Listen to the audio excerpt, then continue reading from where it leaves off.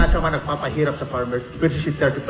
May solusyon si Mayor Alvin yan para hindi na sila uutang ng 30%. Sir Alvin, Mayor. Ang pangarap natin is dapat magkaroon din ng kooperatiba ang mga tobacco farmer, no? Para doon yung sa cooperative, doon na sila kukuha ng kapital. Kung nangailangan silang dagdag puhunan para sa kanilang farm, ay nandiyan yung kooperatiba na magbaback up po sa kanila. Na minimal lang po ang interest. Pero sa pangarap ko, pag maging millionaire na yung mga tobacco farmer natin, hindi na mangungutang yan kasi mayaman na sila eh. No? Pero gagawin natin yung cooperative kasi napakaraming grants na from sa ibang bansa, mga grants na binibigay para sa mga ating mga magsasaka.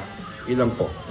Wow, napakasarap na pakinggan. Malinis po yan 140,000 pesos para sa ating mga tobacco farmers. 1 hectare pa lamang. Yan, plus yung mga co-op ay mga kabandang rice. At saka meron pa tayong ibang mga pwedeng assistance na pwedeng ibigay pagdating sa equipment, right? And then yung mga farm inputs na binabayaran rin nila sa Universal Leave, pwede rin tayo magbigay ng assistance doon. Napakaganda. Hindi ko maintindihan bakit itong mga benefits na to ay hindi binibigay sa mga farmers. Hello!